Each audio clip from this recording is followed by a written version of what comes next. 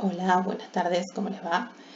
Bueno, la intención de este video de resumen del último día de la semana es un poco retomar los ejes centrales de las lecturas que tuvieron, porque la intención de la clase del lunes tenía más que ver con que ustedes tuvieran un panorama general de la materia, algunos ejes para leer a Semmelman y Boaventura, pero bueno, ustedes no sabían con qué finalmente iban a encontrarse. Entonces me pareció interesante eh, empezar la semana y cerrarla con una especie de sumario, si quieren, ¿no? Para que también los ayude a pensar en la actividad del foro.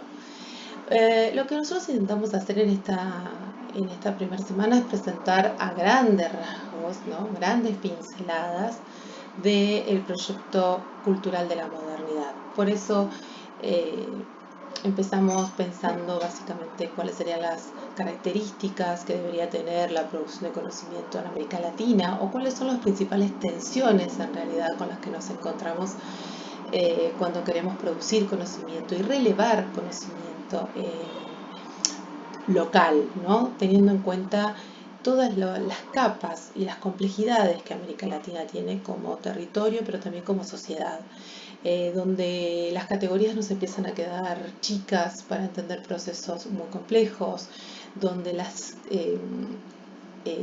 culturas o los conceptos de cultura no nos terminan de dar cuenta de las diversidades, ¿no? Entonces, bueno, ese concepto único de cultura que pudo pensar la modernidad, obviamente deja fuera un montón de cosas, que es mucho más grande el mundo que queda fuera que el que definitivamente queda dentro de aquella cultura legítima. Y por otro lado, también se dan una suerte de superposiciones, matices, encubrimientos, hibrideces, ¿no?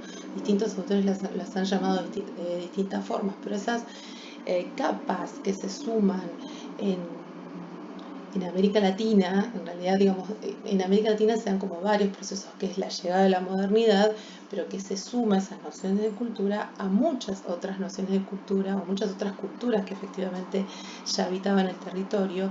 Y esas convivencias, esos encuentros, en general fueron grandes batallas de sentido. Y hoy asistimos, si quieren, a una suerte de hibridez, si retomamos la categoría de García Canclini, una hibridez tensa, ¿no? Una convivencia tensa donde, bueno, podemos, rastreando todo el territorio, dar cuenta de los conflictos sociales en distintos países. El caso de Perú, que es la primera vez que un representante de la comunidad rural, de la comunidad más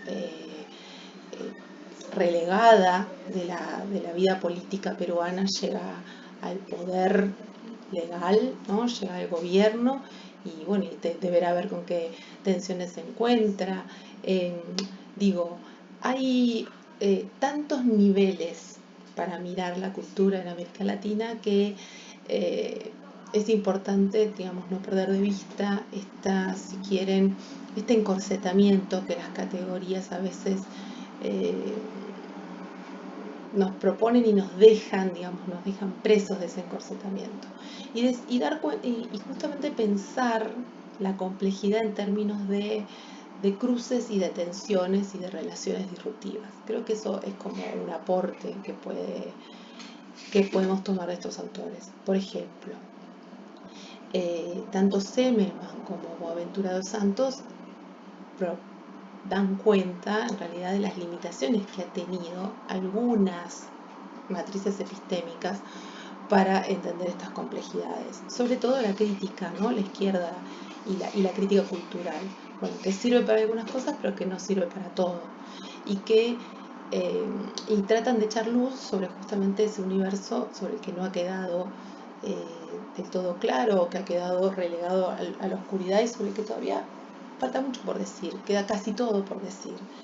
Eh, y donde quizás haya que recuperar, un poco como les decía el lunes, las experiencias de la gente, las experiencias del cotidiano, recuperar la dimensión de la cotidianidad como una dimensión propia de la historia, para que la historia deje de ser como la sucesión de sucesos relevantes y pase a ser como las historias mínimas, ¿no?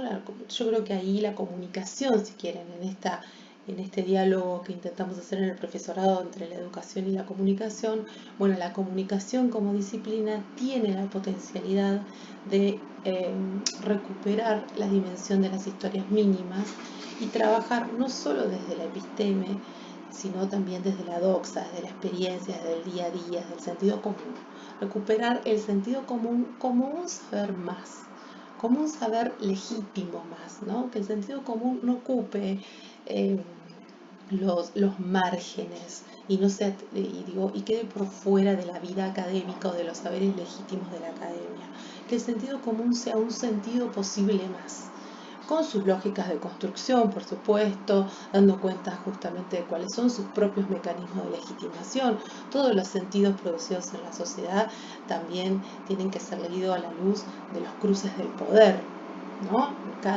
Todos los sentidos que circulan en la sociedad tienen sus propios debates y sus propias correlaciones de fuerzas cuando uno habla en términos de poder. Entonces, cuando hablamos del sentido común, no podemos dejar de vista eso. Tenemos que tratar de salir del prejuicio, del juicio anterior moral, donde de alguna forma algún saber es bueno y otro saber es malo, por popular o por masivo, ¿no? O por elitista, justamente. Para poner la antinomia. Entonces, los autores, tanto Semmelman como Ventura, también Richards, que bueno, no tuvimos oportunidad por ahí de profundizar demasiado en su mirada, que es un poquito más compleja incluso, pero digo, Richards nos invita a pensar una América Latina descentrada, es decir, nos invita a pensar por fuera de la lógica centro-periferia, que también es otra de las lógicas imperantes de la estructura cognitiva, de esos esquemas mentales, comentábamos el lunes, que la modernidad impuso para conocer el mundo. Bueno, ella dice, ella es nacida en Chile, digamos, pero estudia en Inglaterra, y ella propone ya no pensar desde la lógica centro-periferia, sino complejizar justamente más esa lógica para pensar sobre todo los procesos latinoamericanos. Insisto con esto porque es de las regiones del mundo aquella región que más, donde más convivencia híbrida hay, y bueno, además es donde nosotros habitamos y donde nosotros debemos decir algo de este mundo, ¿no? Es los anteojos con los que nosotros vemos al resto del globo también, y donde extendemos nuestras prácticas. Por eso es tan importante entender cuál es la complejidad de este universo, ¿no? Latinoamericano. Ustedes ahí en el foro pudieron recuperar algunas cuestiones que me parecen interesantes, como esta idea de algunas epistemologías, digamos, que presentan lo universal como lo único válido, y cuando uno mira un poquito, se acerca con la lupa a qué es ese universal, bueno, resulta que ese universal es o el europeo centrista o el norteamericano, ¿no? O el imperialista. Entonces, en realidad la idea es pensar justamente cuáles han sido los mecanismos por los cuales vía el poder se han legitimado algunos conceptos culturales, algunos lugares, algunas categorías como únicas, verdaderas, estables y certeras para siempre. Y justamente ponerlas en crítica, ponerlas en crisis. A raíz de este objetivo, digo, de esta primera semana, que tiene que ver, insisto, con plantear los primeros rasgos de esta modernidad tardía, recuperamos el texto de Barbero, porque Barbero, esta tensión a la que yo hago referencia, la ve en tres lugares puntualmente. La ve en los regímenes de convivencia sobre las nociones del tiempo, es decir, cómo conviven distintas nociones del tiempo y cómo eso es una zona conflictiva a mirar, porque la modernidad trae aparejada esta noción de tiempo lineal, ¿no? De un tiempo que se mide más que por el tiempo en sí, por su condición de producción, ¿no? Por su capacidad de ser tiempo de producción, y en esa lógica deja por fuera todo tiempo no productivo, solo, en la lógica capitalista, solo como un tiempo para descansar y volver a producir, o como un tiempo de ocio cooptado por el mercado. Y eso entra en relación con un tiempo circular, le dice Barbero, porque retoma, si quieren, algunas ideas de lo que era el tiempo de las cosechas de la Edad Media. Pero fíjense que acá en América Latina nosotros podemos incluso pensar en otras temporalidades, no solamente el tiempo de la cosecha, que tiene que ver con la vida rural, sino también cómo serán las cosmovisiones temporales de los pueblos que ya habitaban estas regiones, ¿no? Y cómo en realidad cada uno tenía distintos niveles de desarrollo respecto a la temporalidad. Digo, había calendarios, los aztecas tenían sus propios calendarios, o sea, había organizaciones del tiempo o sociedades organizadas alrededor de distintas nociones del tiempo. Y con eso se encuentra la modernidad, que llega con esta idea lineal del tiempo. Una idea del tiempo que además asume como natural un progreso hacia adelante. Entonces no es solo una cuestión de linealidad temporal o de producción masiva. Es también pensar que el progreso siempre es hacia adelante, que el futuro está adelante y el pasado atrás. Digo, es un orden, eh, insisto, no solo temporal, sino también tiene un orden de sentido. Digo, se apropia de una modalidad de tiempo que carga con un sentido de la vida.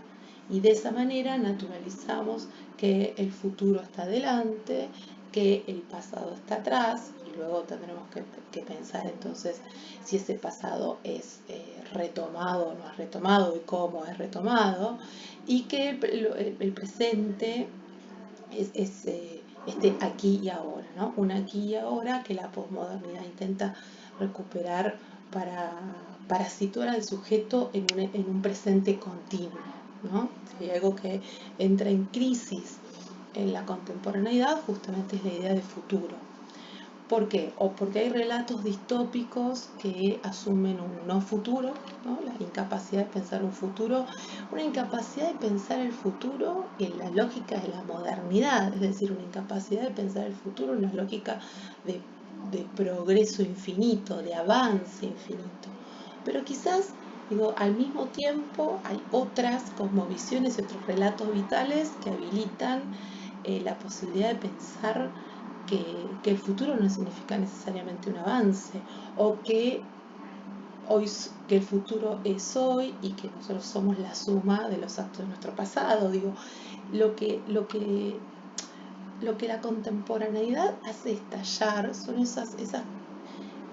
esos lugares fijos, estancos, ¿no? De pensar que, bueno, o que lo pasado fue mejor, o que el pasado quedó atrás y en el olvido, y que solo hay avance. Digo, estas relaciones que se establecen de una vez y para siempre y que definen un montón de no solo de la mirada del mundo, sino de nuestras acciones sobre ese mundo, ¿no? Si nosotros pensamos que el futuro siempre está adelante, bueno, fíjense que la idea de futuro es una idea muy cercana, o sea, una idea central en lo que es el proceso pedagógico, porque nosotros suponemos en ese vínculo pedagógico que establecemos con el otro, que estamos haciendo un aporte para el futuro de esa persona o de ese sujeto. Pero entonces quizás es necesario rever qué noción de futuro tenemos y cómo esa noción de futuro ha sido pergeñada sobre esta base, ¿no?, en la que insiste Barbero, de este desencuentro entre la modernidad europea y la realidad latinoamericana, que cuando chocan, ¿no?, se instala esta idea de que el tiempo es un tiempo de avance y de progreso, porque es un tiempo absolutamente relacionado con la mercantilización, con el consumo, con la producción material de bienes, y deja relegado otras cosmovisiones que también asumen el tiempo, pero el tiempo vital, como un tiempo diferente, donde quizás no hay que avanzar, o si se avanza para qué. Digo, son preguntas que no solo son válidas para pensar características de la contemporaneidad, sino que uno las puede volver como unas herramientas útiles a la hora de pensar la experiencia docente o la formación docente, porque quizás habría que revisar, en todo caso, si es que ese futuro, ¿no?, que nosotros tenemos cargado de sentidos positivos y de mirada hacia adelante, si ese futuro está en los jóvenes, y qué nociones de futuro circulan en los jóvenes, y cómo habría que desarmar quizás algunas nociones que los docentes tenemos de futuro, ¿no? Y estamos, digamos, de alguna forma, por la educación que hemos recibido, por nuestra propia experiencia pedagógica y formativa, muy pegada a esa idea de un tiempo lineal donde, insisto, el futuro está adelante. El otro lugar de tensión que Barbero identifica y que habíamos un poquito mencionado el lunes, pero que me parece interesante, es el lugar del saber, ¿no? Digamos, de qué recorte legítimo hace, quiénes son los actores legitimados para hacer ese recorte de lo válido en una dimensión cultural. Digamos, ¿cuáles son los saberes legítimos? ¿Qué es lo que qué es lo que alguien tiene que saber para poder socializar de manera correcta, esperable y positiva frente a los otros en la sociedad en la que vive? ¿Cuáles son los saberes válidos? ¿Por dónde está pasando esa validez? ¿Quiénes son las instituciones y los actores relevantes que deciden la validez en desmedro de otros saberes que quedan por fuera de la zona, que quedarían en la invalidez de alguna forma, que quedan por fuera de lo institucional y que sin embargo siguen circulando en lo social? Porque los saberes, todos sabemos que los recortes institucionales no son más que eso, son recortes, y que aunque tengan de algún modo, si quieren, la ficción del control, o imaginen que ejercen un control sobre toda la subjetividad, que es parte de los objetivos del Estado, si quieren, el control social por parte del Estado, bueno, siempre hay una zona del sujeto que queda por fuera de ese control. Entonces, con los saberes pasa lo mismo. Uno puede reglamentar, el Estado puede reglamentar programas educativos, recortes culturales, puede reglamentar programas, contenidos y demás, y sin embargo no puede controlar la totalidad de los saberes que circulan en una sociedad, y mucho menos puede establecer valores sobre esos saberes, ¿sí? Eso es algo propio de la dinámica social y que, insisto, con esto el Estado tiene una función, si quieren es una función, tratemos de no ponerle una carga valorativa, si quieren es una función de control en términos de cuidado, ¿no? Tiene que tener una mirada, un actor que tiene una mirada global sobre el conjunto heterogéneo de la sociedad. Pero bueno, esa mirada tiene un límite, no hay un control absoluto sobre la vida de los sujetos y sobre los saberes que circulan y sobre la producción de nuevos saberes. Y de nuevo, es una zona que la contemporaneidad hace estallar, ¿no? O por lo menos dice, bueno, estos saberes, ¿hasta dónde son tan válidos? ¿Cuáles son los límites? Siempre la pregunta por los límites, ¿hasta dónde llegamos? ¿Para qué sirven? ¿Cuándo nos sirven? ¿Dónde nos sirven? ¿En qué condición de subjetividad nos sirven? Y cuando somos otros sujetos, ¿nos sirven? ¿O a qué otros saberes apelamos? Digo, acá uno puede hacer unas pequeñas digresiones, es decir, se relaciona casi directamente con el concepto de identidad, ¿no? Porque hay saberes específicos que nos sirven para cuando ejercemos determinada identidad, pero cuando somos otros, apelamos a otros saberes y conviven en nuestra vida. Digo, el ejemplo clásico, si quieren, es el de la medicina, bueno, uno se siente mal y acude al médico, que es como el saber oficial del cuerpo, ¿no? Saber científico, positivista y oficial y legitimado de la sociedad sobre el cuerpo. Pero al mismo tiempo también hace Reiki, ¿no? Al mismo tiempo toma unas gotas que le recomendaron, o acude a otros paradigmas no tan legitimados, que todos sabemos que existen, pero digo, también acudimos a ciertos curanderos posmodernos, porque por ahí entendemos que lo físico tiene algún correlato con lo espiritual, y bueno, también entendemos que lo espiritual no es solo zona de los psicólogos o de los psiquiatras, sino que digamos, no solo es racional la pregunta por lo espiritual, sino que muchas veces tiene que ver con armonizar nuestras propias energías, con buscar relatos alternativos y homeopáticos, esa es la palabra que no me salía, pero sí relatos alternativos que nos permitan mirarnos como un sujeto que es mucho más que su saber y su dolor físico, ¿no? Digo que uno debería poder pensarse como un conjunto, un uno total, donde a veces la enfermedad es el síntoma, ¿no? Esa enfermedad por la cual vamos y nos tratamos no es la enfermedad en sí, sino el síntoma de otro proceso. Y esa búsqueda también la hace estallar la contemporaneidad, ¿no? Y hace convivir estos saberes. En ese sentido, la escuela en particular, no quiero quedarme pegada solo a esa institución, pero la escuela en particular es un lugar que aún insiste en la transmisión de un único saber válido y en principio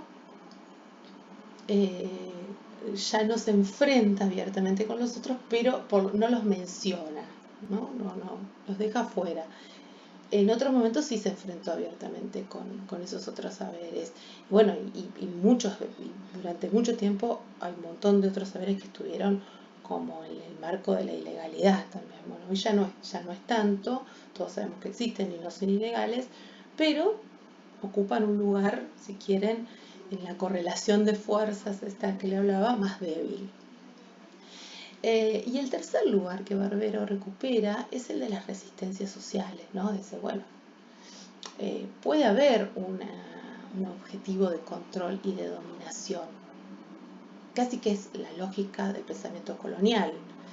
Sin embargo, siempre va a haber instancias siempre va a haber instancias de revancha o de búsqueda ay, bueno, me va a salir la palabra ahora, de resistencia. Siempre va a haber instancias de resistencia porque el sujeto es un sujeto complejo. El poder no se ejerce solo desde arriba ni desde la dominación, por eso él va a poner el acento en realidad en la construcción de la hegemonía, que es un proceso, no, obviamente también está el poder, pero la construcción de la hegemonía es el permanente diálogo conflictivo entre la lógica de la dominación y la lógica de la insubordinación. Y en ese devenir se construye la hegemonía, ¿no? Donde por momentos se vuelven hegemónicos determinados valores y inmediatamente, o pasado un tiempo, pueden cambiar, ¿no? Donde la lucha es constitutiva, entonces la resistencia es constitutiva también de los procesos de colonización. No es que los procesos de colonización solo pueden pensarse verticalmente de una vez para siempre, con un inicio y un fin, ¿no? La resistencia es constitutiva de las sociedades y él cree que esa es una de las tensiones que no podemos perder de vista, ¿no? Las tensiones entonces alrededor de la noción del tiempo, las tensiones alrededor de la noción del saber y las tensiones de la resistencia, que siempre van a aparecer en mayor o menor medida, digo, con mayorías, digo, desde alcanzar revoluciones, como uno puede pensar fueron, qué sé yo, los movimientos independentistas en América Latina, o pequeñas micro resistencias que permanentemente obligan a redefinir al control y la dominación, ¿no? Obligan a redefinir al opresor de alguna forma. Y que, bueno, justamente, insisto, con esto tiene que ver con la construcción de la hegemonía. Esa construcción de la hegemonía no es que se da en un momento, hay permanente construcción de esa hegemonía y uno decide también en ese sentido cuándo es un actor vital de ese proceso de construcción de hegemonía o cuándo decide, por distintas cuestiones, correrse y que esos procesos de construcción de hegemonía sucedan en otro lado. Es difícil quedar afuera de los procesos de construcción de hegemonía porque no son procesos que se dan solo en los altos niveles de organización social. Digo, uno puede encontrar distintos niveles de producción, niveles de resistencia en la vida cotidiana también. Así que, digo, no es tan fácil quedar por fuera de estos procesos de resistencia y de construcción de hegemonía. Casi sin darnos cuenta formamos parte de ellos permanentemente. Los otros dos textos que leyeron esta semana tenían el objetivo uno es el de Caruso y Dussel, para pensar justamente esto de las diferentes nociones de cultura, y para proponer, si quieren, la posibilidad de que ya no pensemos en una cultura, ¿no? La cultura con mayúsculas, sino en culturas, ¿no? Por eso ahí en ese texto de Caruso aparece un poco la antropología de la mano de Geertz, para plantear esta idea de que de la cultura tiene mucho más que ver con el hacer cotidiano y con la práctica cotidiana y con las normativas que establecemos en esas prácticas cotidianas, aunque no estén escritas, no sean normas legales, sino son pequeñas prácticas y pequeñas normas que funcionan en el devenir social, y que entonces uno puede pensar en distintas culturas. Y por eso el ejemplo de pensar la cultura mediática, la cultura escolar, ¿no? Como cada institución definiendo sus propios marcos de cultura, en tanto esa cultura está compuesta por los sujetos y sus prácticas y sus normas, ¿no? En la convivencia de esos tres órdenes. Y ahí pensamos en culturas con minúsculas y en culturas en plural. Y empezamos a desarmar esta idea única y mónada de una cultura occidental y cristiana, ¿no? Que forma parte de los procesos de colonización de la modernidad tardía. Y el texto de Heller, bueno, ahí recupera la idea del individuo, ¿no? De decir, ¿por qué estos dos conceptos, cultura e individuo? Porque, como decíamos al principio, la construcción del sujeto está íntimamente relacionada con la matriz cultural y conceptual en la cual ese sujeto se sitúa. Digo, es imposible pensar el sujeto sin su matriz cultural. No hay subjetividad posible, estoy pensando en una persona o en un grupo, sino en la subjetividad como categoría. Y esta relación entre matriz cultural y subjetividad, bueno, atraviesa distintas instancias. Cuando la matriz cultural adquiere determinados rasgos, como los que estamos mencionando ahora, da lugar a un determinado tipo de subjetividad que nuevamente, ¿no? Tiene las mismas tensiones que tiene el concepto de cultura. Digo, hay un modo de subjetividad legitimado, válido para determinada sociedad y para determinada época, pero no significa que no haya otras subjetividades. Lo que pasa es que son subjetividades que en términos de Foucault han quedado por fuera de esos, ¿no? Es lo que él dice, bueno, son aquellos que son encerrados en los manicomios, son encerrados en las cárceles, son aquellos que siempre quedan en el orden de lo marginal. Que es más, que la misma sociedad moderna ha pensado instituciones para los normales e instituciones para los anormales, ¿no? Y ha definido, vaya a saber Dios con qué criterio, el parámetro de normalidad, ¿no? Y con ese parámetro de normalidad ha dividido a los sujetos entre los normales y los anormales. Ahí está Foucault, ese lugar de anomia, ¿no?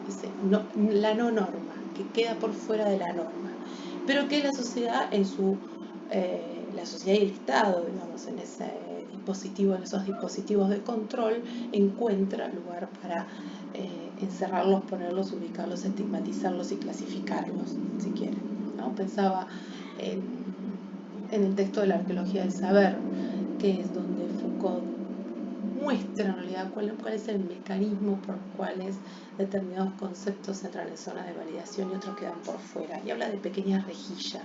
Bueno, si quieren leerlo, se los paso en cualquier momento.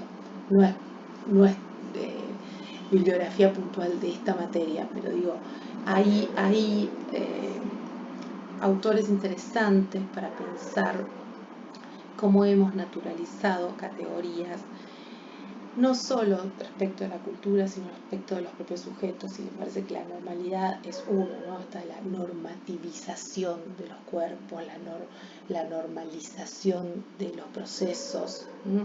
Eso ha sido, yo creo que la gran herramienta del concepto de la modernidad para establecer parámetros, ¿no? Medidas, y qué más que reglas se necesitan para clasificar a los sujetos. Y ahí Heller también trabaja una tipología que no la toma de él, la toma de Davidson. ¿Qué es esto? Son modelos, ¿no? No está pensando en sujetos particulares, está pensando en modelos típicos, como puede ser el individuo controlado externamente, o el individuo que incorpora la norma y no necesita que el control sea exterior porque ya desarrolla mecanismos de control interno, ¿no? Él lo llama el radar psicológico, o digamos, estos mecanismos por los cuales, pensemos que la culpa es uno de ellos, mecanismos por los cuales nosotros sabemos cuando estamos desviándonos del camino, ¿no? Y se identifican solos cuáles son. Y digo, al identificar los desvíos, rápidamente volvemos al camino de la norma, si quieren.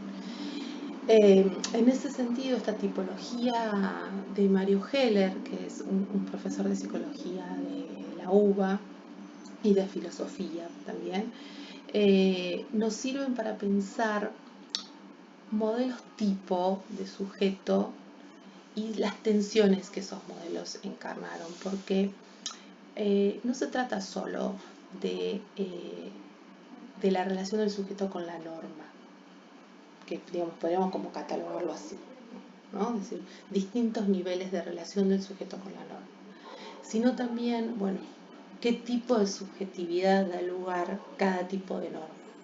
Y también pensar si la contemporaneidad no está estableciendo otras normas, ¿no? Y ahí les abro el juego a otro autor que no apareció esta semana, pero que quizás aparezca la semana que viene, no sé, tengo que decidir, que es Laclau, ¿no? Y que él, para tratar de describir la posmodernidad o esta etapa contemporánea,